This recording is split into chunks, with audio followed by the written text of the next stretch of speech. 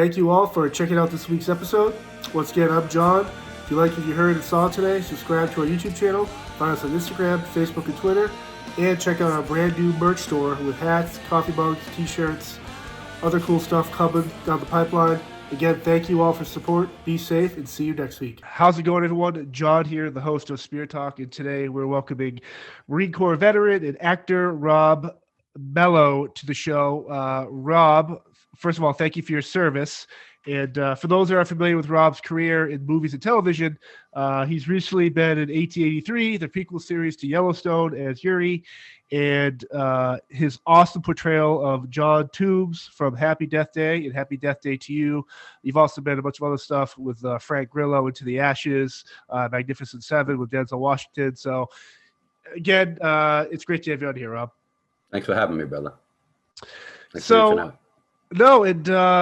It's interesting too, when I reach out to actors and stuff, I always have this, if there's a character on screen, I'm always kind of drawn to that person. It's usually the character actor. Now, obviously, if it's like a Denzel Washington or something like that, you're like, oh, okay, he's a great actor. But certain people portray characters, and I find myself always in the horror genre, I always kind of gravitate towards the guy that plays the bad guy or this peculiar person. And you playing John Toombs in here in Happy Death Day to You, it's such a, especially when the world is so not creative, people are rehashing old ideas, retooling stuff that's been redone and all this. For you to be part of a franchise now that has this really creative twist, from the first movie had these very horror vibes to the second one, which more sci-fi, right, to you to have this little niche in this community now, it's got to be pretty cool for you. Yeah. Hang on, let me turn my damn phone down so we don't get bothered. It's funny because my ex, go to like a straight job, go to work, and they find out I played this guy, and oh my god, I saw it, and they start clutching pearls and shit, and oh my, he's such an asshole. I mean, how could you live with somebody like that? Blah blah blah. It must be horrible. And she's like, it's acting, dude. He's just like Danny Trejo, looks mean as fuck, right? And I'm sure I know once upon a time he was, but in reality he's not. He's funny as hell. I was in a flick with him. He was really cool. That was the flick with Danny Glover as well, too. Badasses on the Bayou. Yeah, he's the first and only person I've ever met that I got starstruck. It lasted like 2 seconds, but I was just like, because that was the first big set I've been on. There's a parking lot full of trucks and shit, and you get there, I didn't know shit. Like every page of the contract I photographed and sent it to my agent because I didn't know how to read it. I didn't know what the fuck that shit meant. And so the ADs are basically they run everything. And the set AD is different than, the trailers, base camp. And so the base camp AD is like, get comfortable. If you want breakfast, I can bring you breakfast, shit like that. And I'm just like, all right, I like this, Yeah. But went to wardrobe, got fitted, done, go to hair and makeup. It's in the same trailer. And they open the door for you, say stepping, because it's they're working on people. And who the hell is sitting in the chair right in the doorway? Danny T. And he's like, hey man, where you been? We've been waiting for you. I was just like, but we both sat for a little bit because on union sets, if there's lightning, they have to stop production. Even if it's indoors, they have to stop production until there's no more lightning for a half hour after that. And it was shot in Baton Rouge in the summer. And so if you know Louisiana, round about 4 o'clock, every friggin' day like clockwork, there's a lightning storm. So me, him, and his stunt guy, his double. Yep. We were just hanging out outside, looking at the lightning and shit, bullshitting. He's like, so what's your story, man? I was like, this is my first, actual thing. He's like, oh man, that's so exciting. You having fun? I'm like, oh. He's like, so like, what's your goal? What's your, what's the prize in your eyes kind of thing? And I was like, do you want me to be honest? He's like, no, I want you to lie to me. Yeah, man. I was like, well, I want to replace you. And he stopped, like the air froze for a second. And he was sitting down. I'm 6 feet. I'm taller than him anyway. But he looked up at me and was like, huh. I explained. I was like, dude, you're one of the go-to bad guys in Hollywood. Yeah. Yes. And, if they need a badass Hispanic fellow, you're the one they call. He's like, yeah. I was like, but you, Keitel, De Niro, you guys are getting older. You're not quite so fucking scary no more, He's like, I could still shoot a gun. I'm like, yeah, I know, dude, but so can I, and I can outrun you. So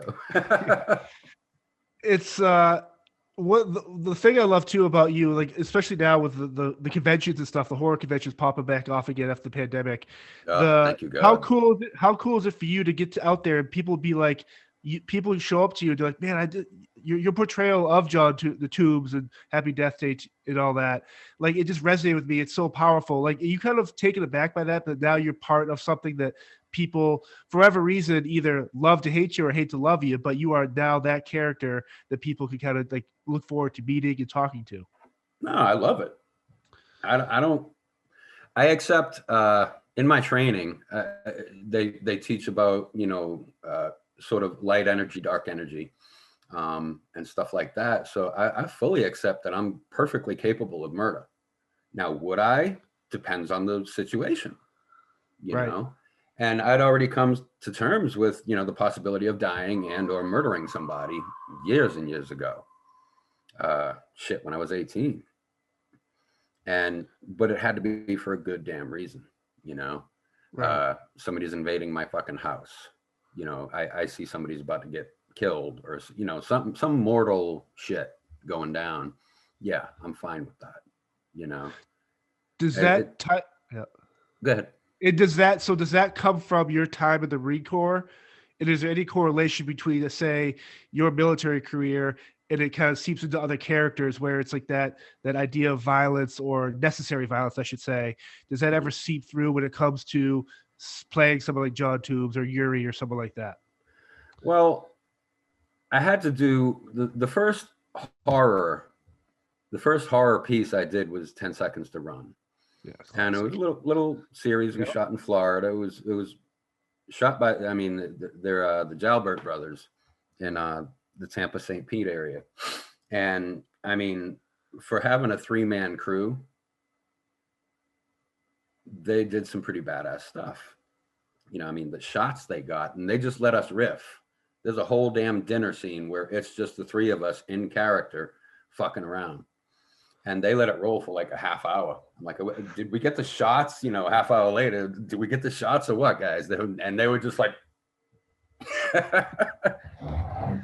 but shit, what was the original question? So I looked around at the various genres, and I just started the acting class that I was in. And shout out to Kathy, teacher. One of the things she's gonna hate me because I'm gonna say the word method, but process. The process that I use is Eric Morris, and he's the most prolific author on the fucking subject. And if you want to get into acting, go buy Being and Doing by Eric Morris, $5 off of Amazon. Believe me, it'll change you. It'll teach you. And it's really psychological. So there's subpersonalities, and that comes from Carl Jung. And looking back, you're supposed to look back at the furthest memory that you can look back to and you can remember. It might be a smell, it might be a color, music, something happened, whatever it is. And then you try to go back in to your memory because it's there. And remember, what were you doing? Mine was looking out the window at the blizzard of 78. We lived in the projects in Massachusetts. And our bedrooms were on the 2nd floor. And the friggin' snow was damn near up to the window. Wow, it's really bright, really white out. And I remember the stank of the polyester red blanket we had with the little pills on it and stuff. So, you just go through everything in your life that you can possibly remember, and you'll start remembering shit that you forgot. And I came up with an exercise for myself because, he teaches various exercises, because everybody's story is different and everybody has different problems that have come from their past. So in order to master it and portray that, you've got to deal with it as a human. Right. So if I were diddled as a kid and it just fucked me up and I blocked it, in order to cope, this way teaches you to confront it and don't make it a weakness, make it a strength. So I look the way I look. I know what I look like. I look mean as fuck. Yeah. And I went out for brunch this past Sunday with my fiance, and I recently got a couple tattoos at a local place. And the dude, we were talking about, film and all that stuff. Well, I go out to smoke a cigarette before our food come. This dude comes out. He's like, "You do look mean as fuck in real life." Wow. I'm like, "Hi, I'm Rob. It's good to fucking meet you too, dude." He's like, "No. I saw this. I saw that. And I'm just like, damn. Like Trejo and you look just like two dudes I would not want to fucking meet down a dark alley." And I'm like, well, all right, I appreciate that, but the way I was taught, everybody's capable of everything.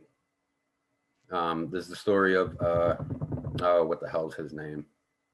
Anyway, he's a Jewish actor, Dustin Hoffman, and while he was in college, they kind of did a Fight Club for acting, and who in history would you like to portray? And he's a Jew.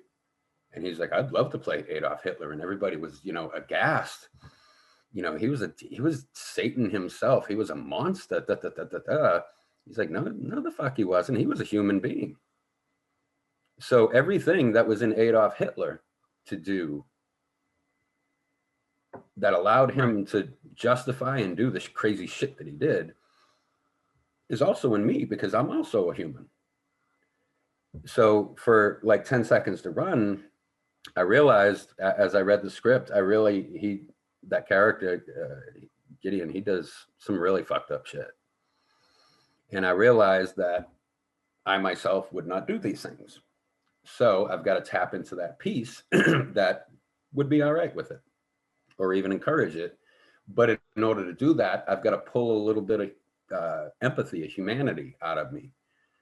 So like one day I just sat down and started watching basically Faces of Death. Oh, jeez. And that kind of shit, South African torture methods and shit like that. They do some fucked up shit. They strip you naked and put a tire around your waist, fill it with petrol, and light it on fire. So while you're being seared in half, it's being cauterized at the same time. Oof.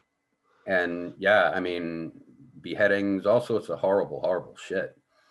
So after about like 3 hours, I'm just like, tell my wife, I'm like, "Babe, I feel fucking drained." She's like, "Well, close the computer, stupid." Yeah, true. So it's subpersonalities is, the way I see it, is like a revolver.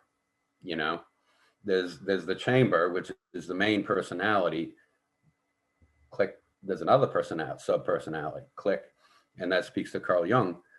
For instance, you're not going to talk to your love the same way you would talk to a cop that just pulled you over. Correct. You know what I mean? Those are subpersonalities. Best description I can give is, it was John Lennon's anniversary of his death, and I was still going to the class at the time, and of course rock station steady 24/7 playing Lennon, and I love John Lennon. So I was really in a home kind of mode. So I'm driving in Tampa, and if you've ever driven in Tampa, you really got to be, on the lookout. And this guy in this little shit box, well, he beat my ass but I was in a 4-banger at the time, but he damn near hit me. And I went from, guru to wailing on the horn, motherfucker, white knuckles, and trying to catch up to him to do whatever. Couldn't catch up to him. So in that span, and I cranked the radio back up. So in that span, I flicked through like 4 sub-personalities like that. And we don't even realize we do it all the time. You know, you wouldn't talk to your boss the way you talk to a priest, kind of thing. You know, you wouldn't call him father, shit like that. So it's I can't speak highly enough of no, that's cool, Eric Morris. You know, and for just to stay on the idea from Happy Death Day, in terms of the director, the put this cast together, and this character of John Toombs, which is, I assume most people have seen it, he's a killer, right? And so when they put together the idea of what this person is going to be as a human, when they look at you, how did you have any awareness of terms of what changed with the script, or once they saw you, like, dude, yes, like you said, you look mean as fuck, but you got this humanity to you where it's like you can portray this character really well? Well, you're only given sides when it was a independent film when I auditioned. So it was an in-person audition, and I actually had trouble with it because it was the hospital bed scene, but you're not going to be laying on a hospital bed. It's like a green screen in the back, and you know, the backdrop, and there's a camera right there. So I'm racking my brains, talk to a friend. He was like, just make like the wall is your bed, and then just fucking act, you know? And initially I was supposed to kill the security guard on camera. Yep. Instead of him just not being there. But no, he was there. He was on the floor. But I talked to the director from Into the Ashes because I had just written a couple of screenplays and wanted to get info from the other side of the camera. You know, what do you look for? What do you see? You know, because you see 300 videos of the same paragraph. Right. He's like, dude, some people just fucking jump out at you. You know, yeah, it's the same thing, but the words don't matter. And the best way I can explain words don't matter, and they don't, is the phrase, I love you. So you could be on bended knee with a rose and a ring and say that phrase, or you can have her in a headlock with a gun to her head saying that exact same phrase. Right. It's just the energy that you put behind it is what comes through, what matters. And in order to pull that from yourself, you can't be, I love you. No, it's, I love you. Or, I love you. You know what I mean? Right. Fucking words don't matter, dude. It's the energy that matters, you know? In terms of writing, have you always been a writer like that? Or is this something you've kind of picked up as you've done different TV shows or movies? Because it seems like if, like you said, to pull from both sides of the front and behind the camera and kind of put together something on paper where, as you do a movie or role, are you taking notes? Are you like, what's your process in terms of your writing, whatever it is? Writing, I've always written. I mean, I've always been a creative, far back as I can remember. I started drawing. Hang on. I don't wear headphones. I started drawing when I was a baby, you know, really. And as I got into PBS and shit, thank you, Bob Ross, got me into painting. Yes. And then, you know, I mean, at the time, you know, you play sports, you know, you do this. You don't really concentrate on the art so much. And then other people started passing me, and I'm like, fuck that. I'm going to play football for the Patriots anyway, you know? Yeah. Yeah, that didn't happen. But my parents really instilled, my dad especially, instilled a love for the arts. Like, fun little fact, I've seen more operas than I have concerts. That's awesome. What's your favorite opera? Phantom of the Opera. Classic. Period.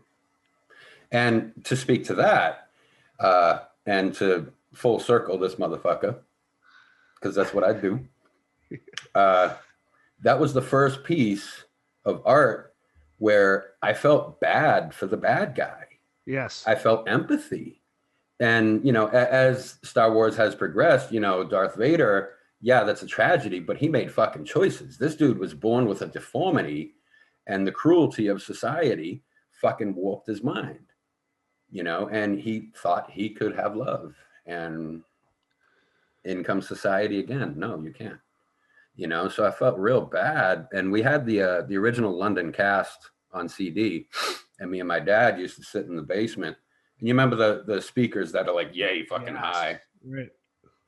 Blaring that shit, lights out, and the speakers are on stereo effect, and all you see is the fucking the ember from his fucking stogie, and him whimpering and me whimpering, because music, for me, music and smells is what does it for me. So when I hear a piece and you can actually see it in your mind, and then when we went to go see it, both of us like fucking Niagara. Yep. And when he's pushing on the lake with all the candles and the mist, and the way the lyricist, I think Tim Rice wrote it, but just the layers of the wording really brought forth in my mind the importance of words. So in a script, a professionally written script, every word is important. So as an actor, you need to be able to rip those words apart, and you need to be well educated, at least relatively well educated, in order to get that shit done. That's so. Did I answer your question? No, I forget. no, you did. And it's like, to talk about the opera, like I've never been, in terms of medium, I love movies, I love good television shows, I love music, but like you said, when I've had other guests on the show, they're in the theater and Broadway, like Thomas G. Waits talks where he did stuff with Al Pacino for Othello and stuff in New York City. What I love about Broadway and theater is it's obviously it's live, but your reaction on stage as an actor versus the crowd reaction, an audience the day before could react differently to what they're going to do tonight, or vice versa. Yeah. And I love that fear out there, specifically actors who are putting themselves out there in that live environment. It's like a concert, I would say, but there's that hidden danger, especially when people are there, like how they're going to react. Like there is something really powerful to that. Yeah. But at the same time, 2 points. I was taught to always throw a little something different. She used to call it paprika, because it doesn't really do much for the flavor. It colorizes your food, but little paprika on your performance, and just make it a little bit different every time you do it. So, which pisses a lot of directors off, because they want you to do the exact same fucking thing you did on The Master. And I'm like, I'm not wired that way, dude. You're going to have to pick. But when I was in high school, I did a play. It was Woody Allen, Don't Drink the Water. And it's a Jewish family. They get stuck behind the Iron Curtain, and the family's in the American embassy, and they're trying to figure out how to get the fuck out. And it's comedy, of course, obviously. But the playbill, the script is like this fucking thick, man, and half of it was mine. In addition to doing Catholic school shit, and I'm just like, fuck, man. So one night during performance, it was just me and my wife, who was my smoking buddy at the time, Louise, fucking great fucking woman, fucking hysterical, and she's a 6 foot, 300-pound redhead. Couldn't miss her. She stole bowling shoes from the bowling alley to wear them to school, because I fucking dared her to.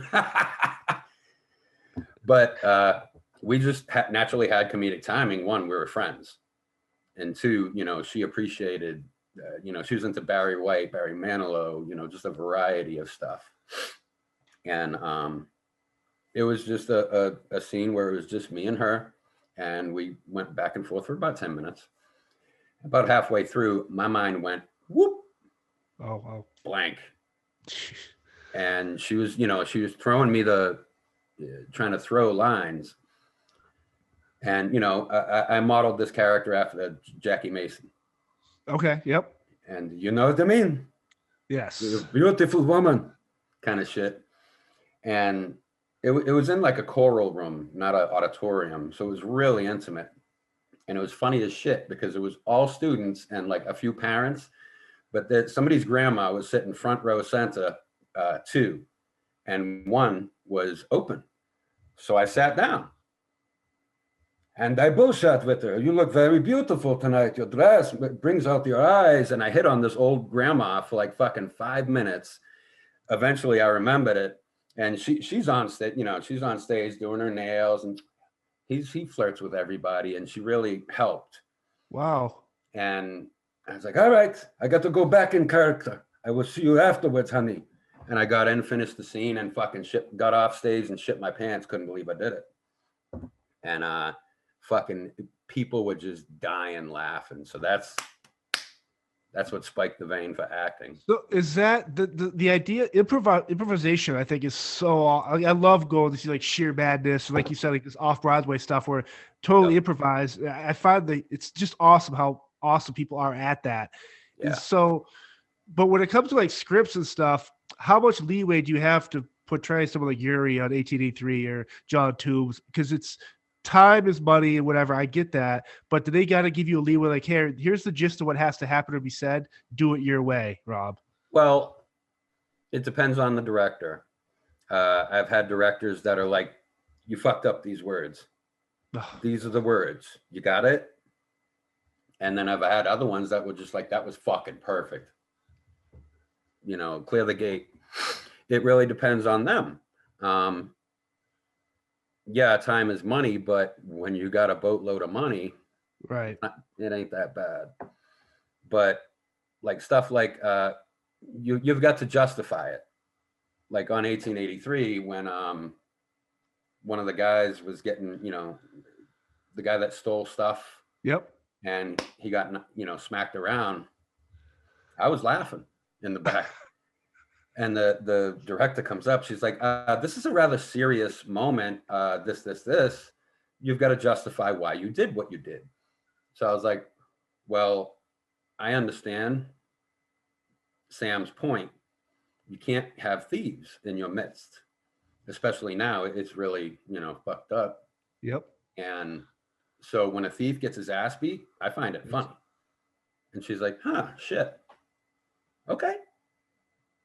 Just don't, chuckle. Right. And like in The Best of Me, when me and Hunter, AB, were at the railroad tracks, and I got the gun, and I'm just fucking grinning ear to ear because I know what I look like, and I know that is fucking sinister as shit. And we did a take, and he's like, Rob, honey, why are you smiling? I don't understand. I was like, this motherfucker snitched on family, put my ass behind bar, his ass behind bars, and his ass behind bars for 20 years. I'm salivating waiting to put a fucking 44 slug in this asshole. I can't fucking wait. Like, my dick is hard, dude. And he's like, okay, well, let's try it my way, and then we'll compare. So we did, and it's all up to the editor anyway to make you look cool. That's all. Every editor I've ever worked with, I just make me look cool, man. That's all. Yeah. So you have this passion for acting in sports. Then you joined the U.S. Marine Corps, and then you go back to acting. So like a two-part question: why did you enlist in the Marine Corps?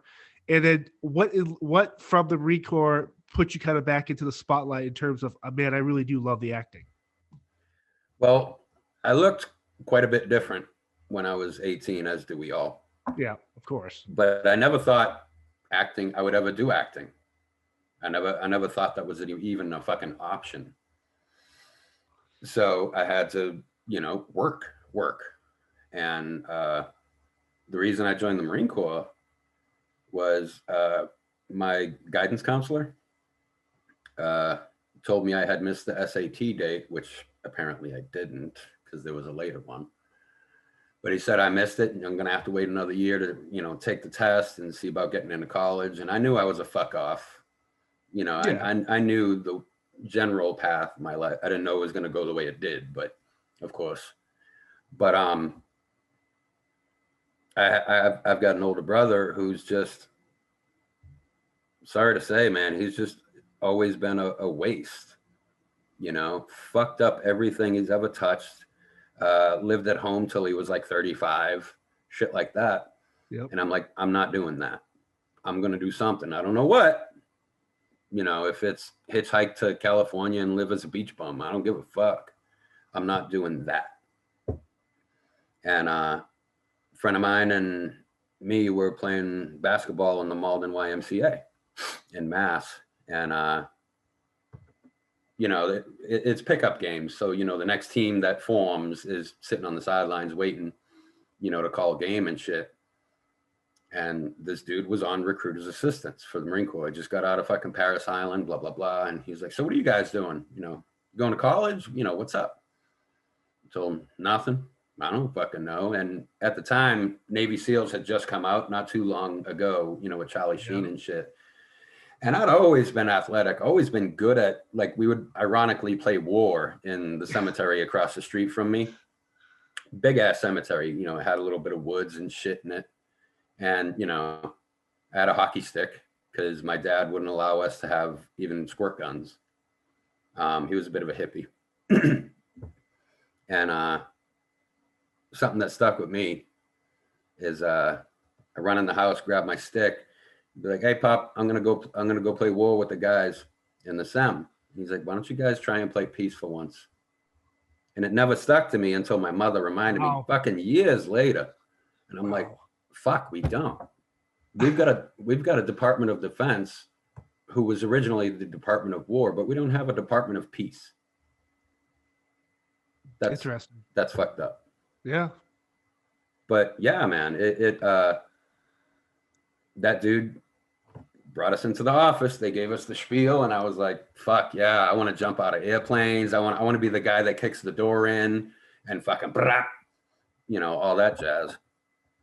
But as I got in, you know, as I experienced more of it, politics is inevitable because, you know, we're an empirical, we're not so much an empire in the traditional sense, you know, the sun never sets on the Union Jack kind of thing. But for economic reasons, we have bases fucking everywhere on the planet. And I was on a thing called Air Alert, and they usually put the new guys on it. It's basically modern day Minutemen. Got it. You've got your shit packed by your door. You've got your will signed out. You know, everything. And we got a call. So you've got to be at wherever the president throws a dart on the fucking world map. 50,000 Marines can be there tomorrow, fully loaded, ready to roll for whatever. Right. And we got a bang on the door. We were playing fucking Super Nintendo. I'm like, man, this is awesome. You know, we got good food. We work out. We can drink if we want because the neighbors are fucking over 21. So fuck yeah, they want to see, you know, the new guy get drunk and act a fool. I mean, women. I mean, this is the life, dude. This is great. Got fuck, boom, boom, boom. Like, have your shit and your ass in the squad in the quad in 20 minutes. We're going to Rwanda. And he slams the door. I'm like, what the fuck is Rwanda? And we didn't have the internet at the time. So wherever you go on base, if you're on Air Alert recall, you're first in line. Doesn't matter if the base commanding, doesn't matter if the commandant's in line in front of you. Who the commandant to a Marine is basically God. It goes God, commandant. And there's a little bit on that side. And so, you know, we go to the armory. I ran to the PX because I heard it was in Africa. So I'm like, fuck, I don't know if they got cigarettes there. Oh, so, you know, I grabbed a lager dip for the plane ride over and 2 cartons of cigarettes and 2 K-bars, fighting knives. And because I'll be damned if I'm going down because I ran out of fucking ammo. And called my ma, and Clinton was president at the time, and she's screaming through the fucking receiver, that son of a bitch Clinton was on the fucking TV last night. I knew something was going to happen. I'm like, ma, this is what I signed up to do. So, you know, and got to the chow hall, and, you know, CNN was on all the big ass TVs showing what was happening. And I'm like, I couldn't eat. Nobody ate.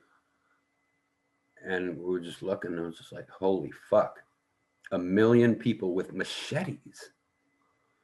And people joined for various reasons, you know what I mean? Because I believed wholeheartedly, growing up, learning about, you emulate people, like Gandhi, George Washington, for various reasons, King Arthur.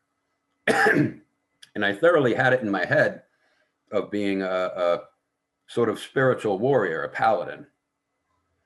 And I'm American. I'm young, I'm strong. I want to fight for the people that can't fight for themselves. That's the fucking point to me. Not for oil or whatever bullshit political reasons, 1 million fucking people gone. And I'm like, ooh, I mean, we were getting more pissed by the minute, and like it was palpable in the mess hall.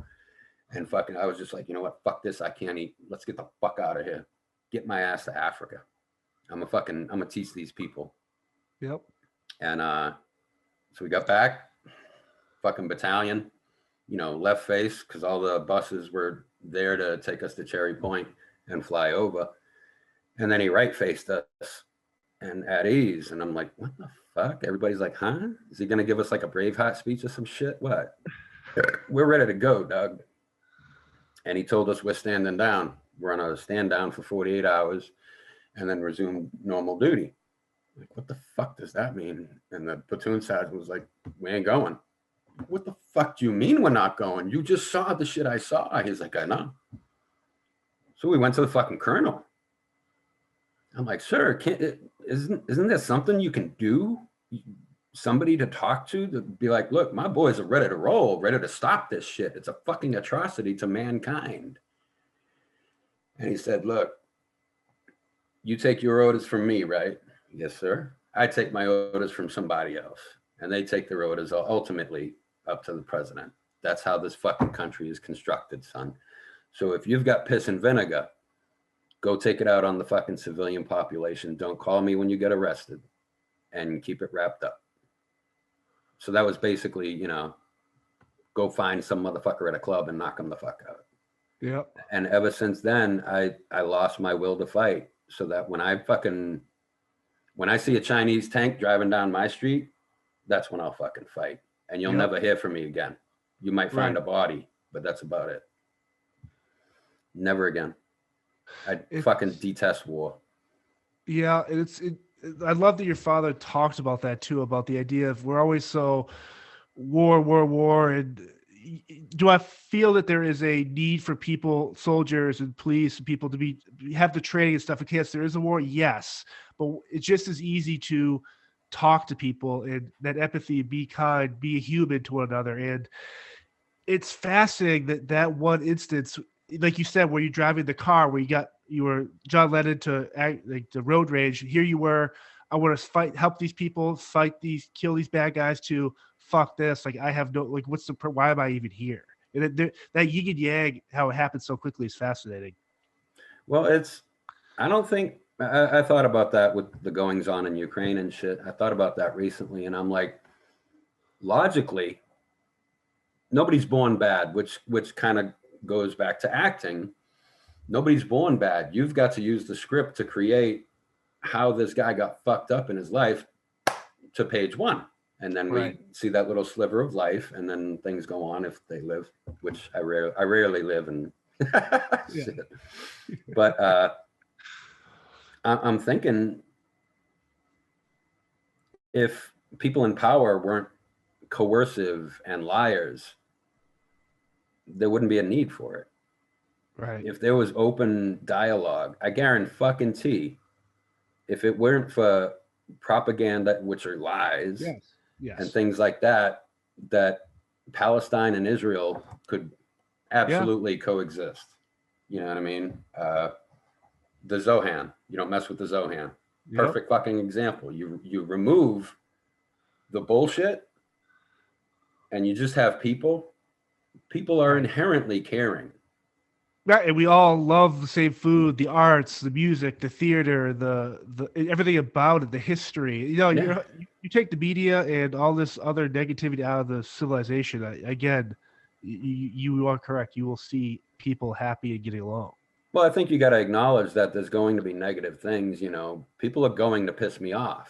People are not going to bring their cat back in fucking Walmart to the little bin thing. It doesn't piss me off where I want to fucking kill somebody or a whole race of fucking people or a country. But I'm just like, what the fuck? Why are you being lazy? Yeah. Stuff like that. It's so in terms, in terms of training in the military, though, like obviously you're very good with shooting and firearms. Did that stem from? Yeah, I heard you actually got some awards. Did that stem from just having to pass time, or were you generally interested in learning about the nomenclature, the shooting, everything related to the firearm? Oh, the Marine Corps teaches you all that shit. In the Marines, every Marine is a rifleman, is a quote. Yep. So if you're a cook, you've got to pass the Marine Corps rifle range. And I think it was 200, 300, 500 yards. And at 500, it's like kind of a man-sized target. So I can hit a man in the head with iron sights from 5 football fields. It's crazy. That's everybody though. So that right. and that's a great fucking idea, because what if the enemy gets into your baggage train? What if it gets in your rear? Yep. Well, the cook can go fucking brap brap with efficiency. And it being a small and agile force full of bad mean motherfuckers, you know what I mean? And the Marines get all the shit equipment anyway. We get the shit that the Army doesn't use anymore. Which, whatever. I don't give a fuck. I'm good with that. As long as I got something.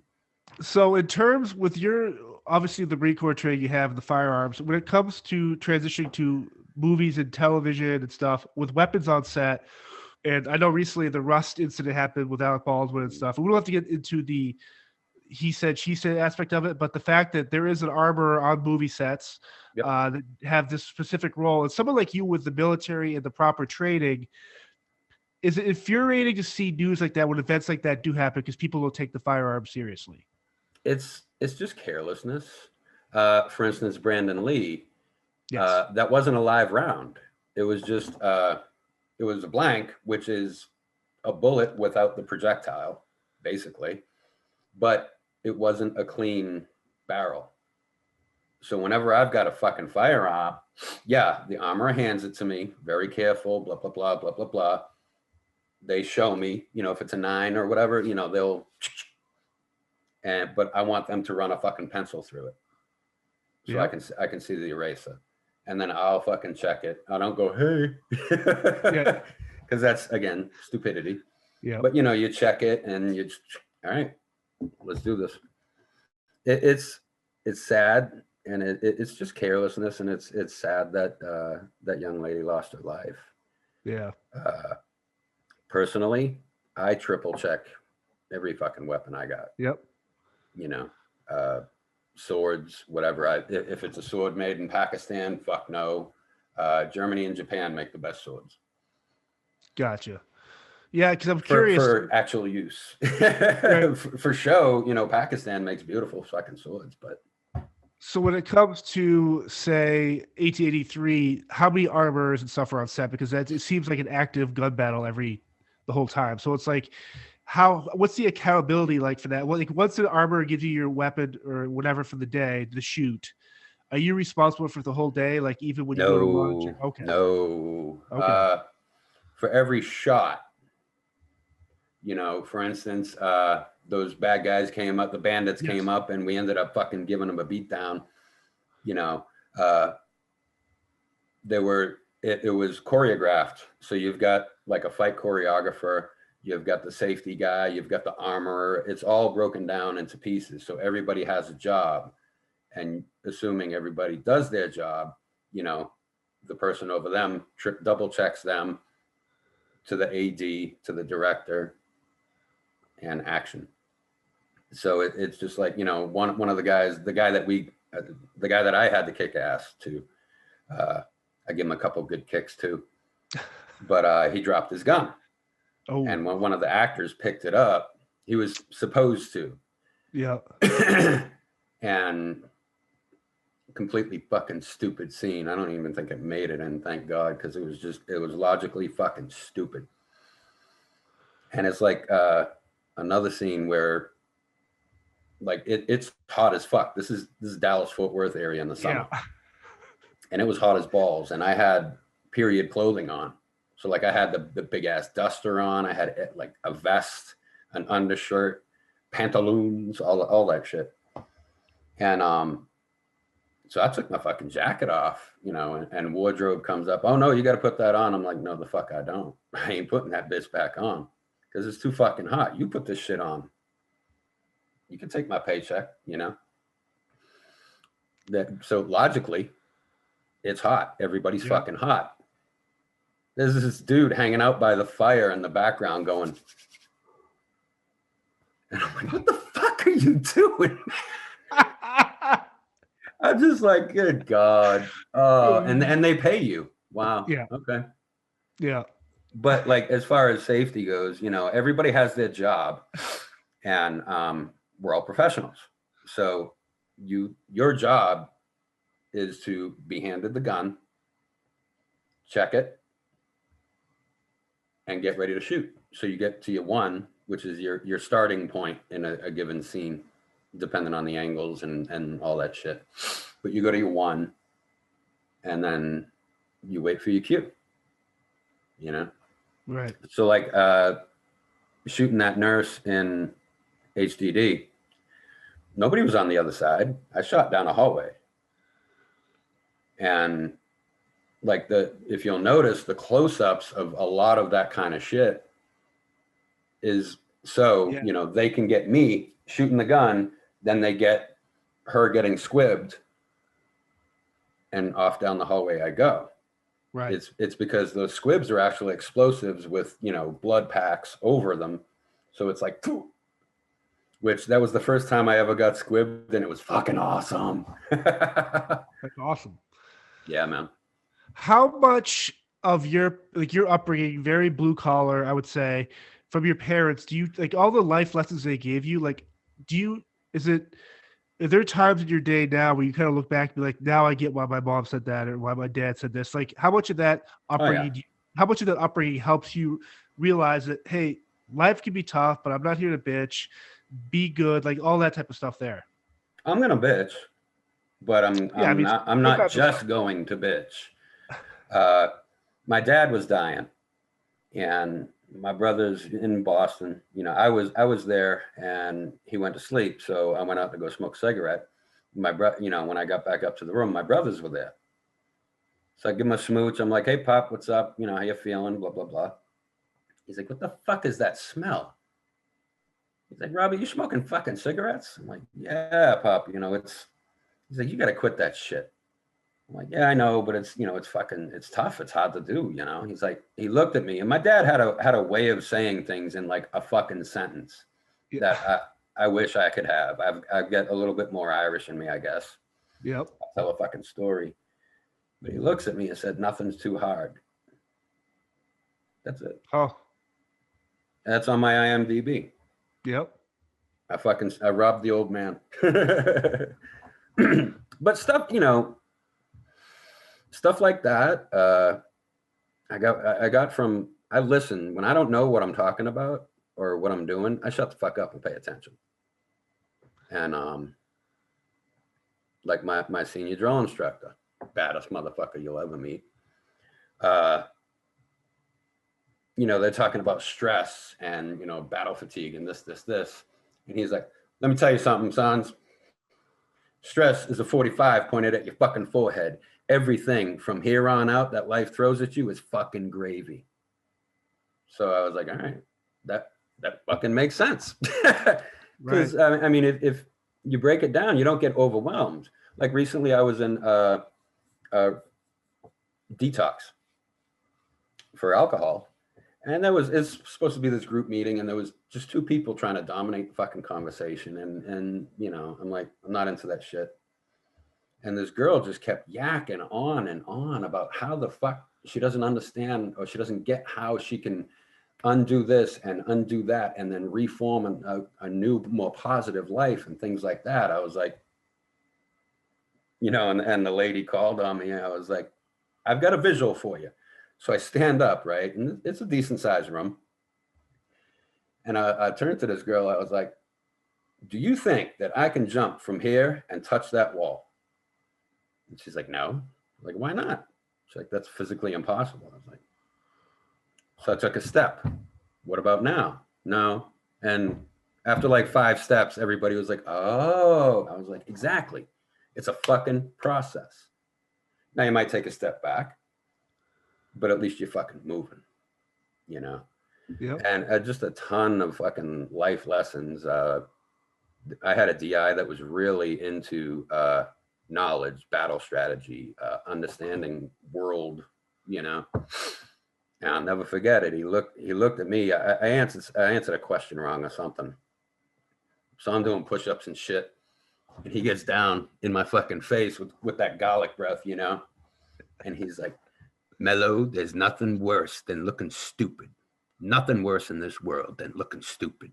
You need to start reading, motherfucker. I was like, yes, sir. So I've kind of adopted that. I just don't like, you've got your lot in life. You're going to fucking die one day. And this is what I tell my kids, I tell students. I'm like, irrespective of what your, you know, theological philosophy is, you have never existed before. None of us have in this sphere, and you'll never exist again. It doesn't matter if you believe in reincarnation or not. Therefore, this life, this moment right now, everything about you is utterly and cosmically unique. So everybody has a story to tell. Nobody's fucking boring. I grew up in rural Indiana, and okay, cool. You know? So a lot of people just, things like in the arts, like painting, a lot of people think they can't do it. Of course you can. It's an acquired skill. And my ex never touched a paintbrush before in her life. Within like 3 months of us getting together, we're painting fucking murals together. You know what I mean? Because it's your implement, which in acting is you. You're the instrument, paintbrush, and the medium, a wall, whatever you want to paint, or a fucking camera. It's just, you've got to know your techniques, which goes back to learning. You've got to learn what the fuck you're doing. You can't just jump in front of nobody's a natural at acting. Right. But we all are in a certain way because we all act every day in our fucking lives, you know? What other projects you have coming up? Anything you could talk about, or like what's on your schedule moving forward? Actually, I'm putting all my efforts, well, kind of. I just got my drums back, so they're put together, and I'm gonna jump into music. Awesome. In the future, though. But for now, I wrote a film called a full-length feature called Tin Roof, and 88 pages in 4 days, baby. Damn. And well, I had the idea, so it's all, and I'm about 97 words a minute. I'm pretty fucking fast when I want to be. So it was just getting it out of my head and onto the computer, really. So a film I did a couple years ago up in, well, here. I'm in Indiana right now, and it was called The Embalmers. It's a little indie film, you know, a little project. So you know how you belong to like this group and that group on Facebook, you know, it's horror, this, you know, blah, blah, blah. And I'd already done HDD by then. And, you know, I'd only gotten a couple of cons under my belt, but I realized how insane fucking horror fans are. Oh, like, yes. They're so loyal, but fierce. I've never met a group of folks that love a good decapitation scene, but would also give you their last $40 in their bank account. Those are horrible. Yes. They're all they're all the rejects from every walk of life, from grade school on. And they're all awesome people too. Yeah, and the one thing they share, horror. So I got an invite from this chick, Rebecca, to join, this short film that she was producing. And I was like, wow, I'm checking out the art, the concept art. I'm like, wow, that's a really good idea. I really like the art. What's the deal? Can I read the story? And she's like, fuck yeah, sent it over. So I read it. And I'm like, this is pretty good. A little bit of this, that, and it should be in good shape, in my opinion. And I was like, has it been cast yet? And she's like, no, why? I was like, well, when auditions come up, let me know. And I was going to audition for the main role, but it's an indie. So I it's not cast in LA or anything. Right. Anyway, at the time, my going rate was double scale from Fear the Walking Dead. If you don't know what scale is a pay rate for SAG, the Screen Actors Guild. Is basically about $1,000 a day, or I think it's $32.50 a week. Gotcha. So double that, and it was going to be like 2 weeks worth of shooting, so that's at least about 12 grand for me alone. And I was like, you know what? I asked for peanuts up front because I did need a couple bucks. I always need a couple bucks, but I wanted to do back end, points. Yeah. Producer type points. And she's like, oh, fuck yeah, no problem. And she was going to pay for me to come up and, take care of it out of her own pocket. And the fella that, made it, he didn't want that, And so she's like, you're a fucking idiot. Bye. And she left the production. And she's like, dude, stick with me. Yep. I've got a script idea. I'm writing you into it. This. I was like, all right, well, what's the story? Where's the script? She's like, it hasn't been written. I'm like, oh, fuck. All right, well, what's the story? What's the basic gist? Told me the story. I'm into it. And so they're in the process of writing it. They had cast it before they wrote it. So they really wrote around the actors and their natural mannerisms, so that even if they were having a bad day, and I wrote a couple scenes. One of them was a date night, which is it turned out phenomenally, and a lot more lighthearted, excuse me, than what I had seen when I wrote it. But I wrote that bitch. I had an idea, and I just, in 5 minutes, I had a scene. Awesome. Yeah, I didn't really edit it at all. Maybe like a typo here or there. But so we're shooting that. And when you're done shooting, you have a beer and chill and bullshit. And I'm like, Rebecca really had her shit together. Like, I've worked with a lot of different directors. And she solid had her shit together. And I'm like, she's obviously in demand. So, what do you got coming up next? She's like, nothing. I got to get a straight job. Sucks, but you do what you got to do. You don't have a film coming up? She's like, no. I'm like, okay, odd, but ideally, what would you like to do? And The Embalmers was her directorial debut. And you know how you remember in the old AOL days, your very first email address sometimes can be a little embarrassing. Yeah, 100%. Yeah, mine was Bacchus, because I like to drink. Yeah. And hers to this day is Jason's Girl. I mean, she's got yeah. So so she's like, I want to direct a camp slasher. I was like, well, I'll write the motherfucker if you want to direct it. She's like, yeah, let's do that. Came back up here. So while she's on this end of the table editing The Embalmers, you're writing. I'm on this end writing the next one. It was really awesome. Like bohemian fucking, we had berets and shit. And oh yeah.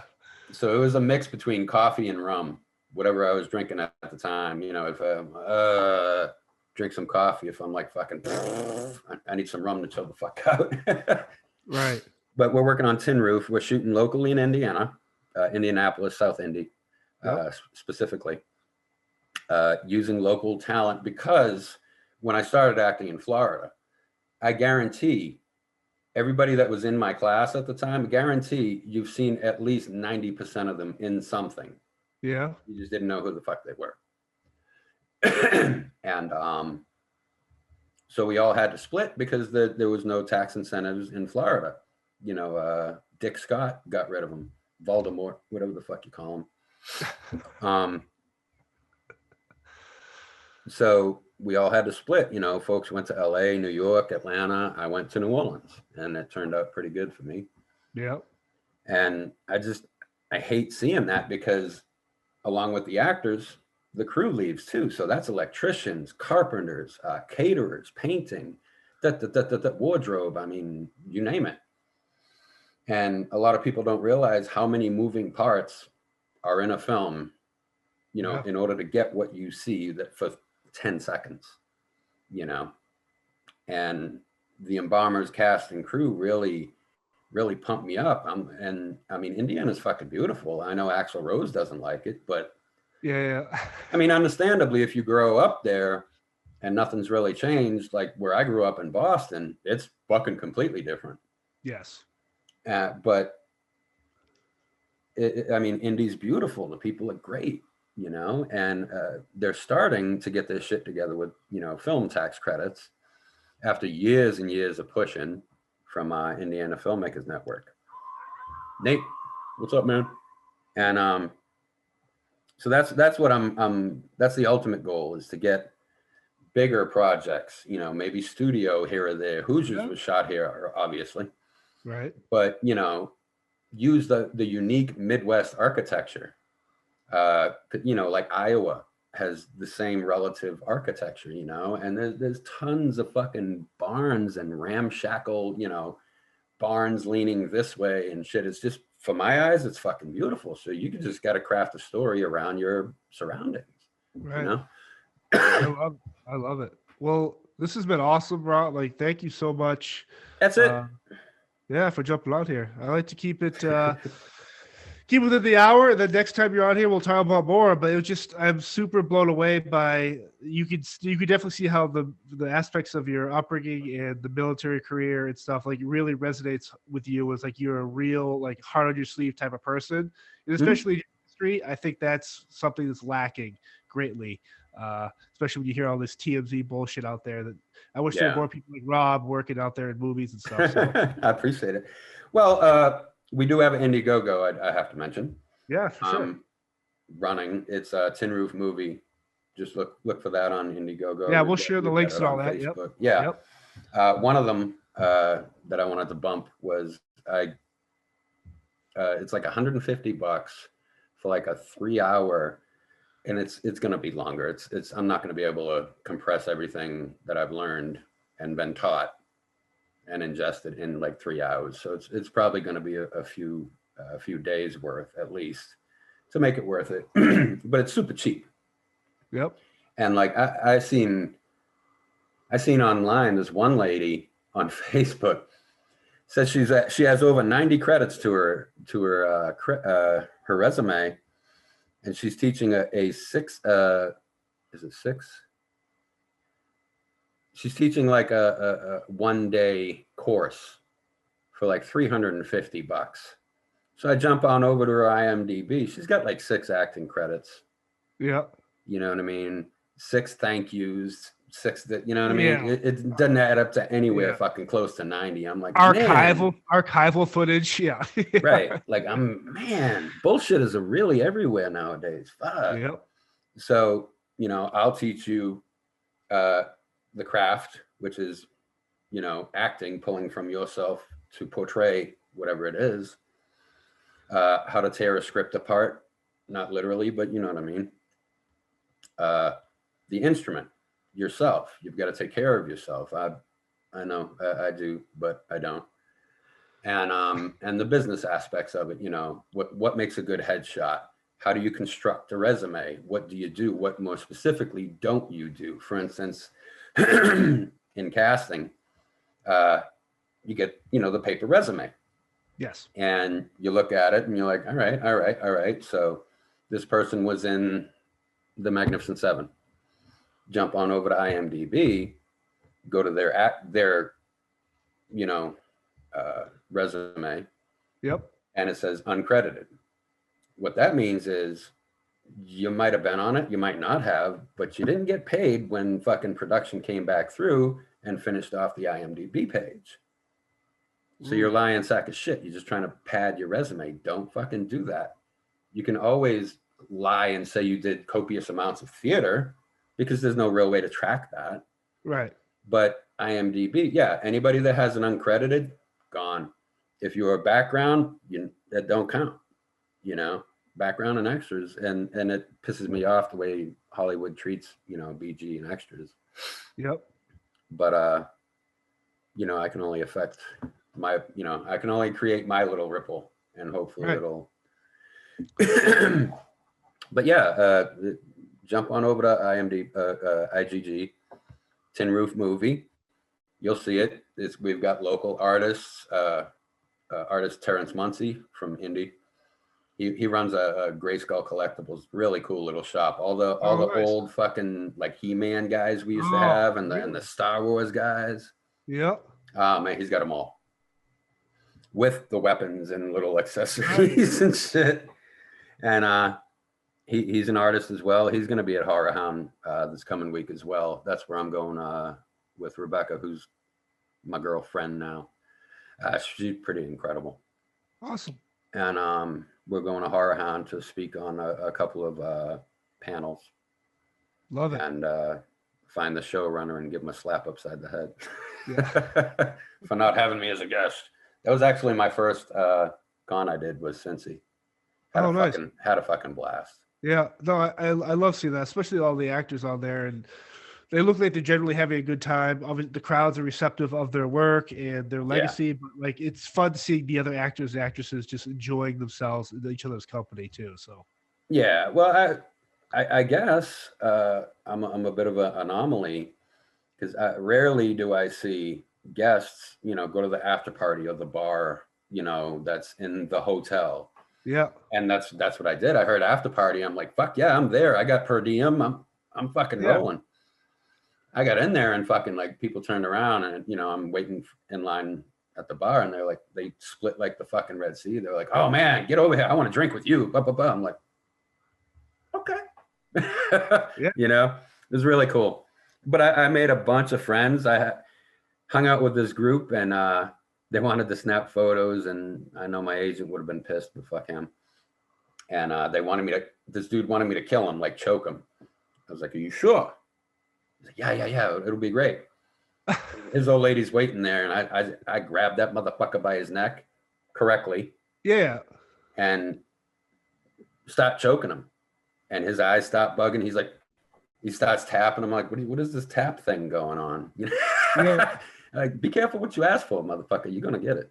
Yeah, for sure. Well, Rob, this has been awesome. Again, thank you for your time and service to the country and everything like that. I wish you all the success, and we'll have to have you on here again soon. That'd be awesome, man. Thanks for having me. Awesome. Thank you, sir. How's it going, everyone? John here, the host of Spear Talk. You might not know this, but before I record an episode, I like to break a sweat. And I do that using the Chop Fit. Over the course of the past year, the Chop Fit has allowed me to lose weight, tone up my body, and feel even more amazing about myself. A feeling that you should all feel about yourselves as well. If you use this code, SpearChop10, you get $10 off your order. Once again, use code SpearChop10 for $10 off your Chop Fit order. It'll change your life. Thank you.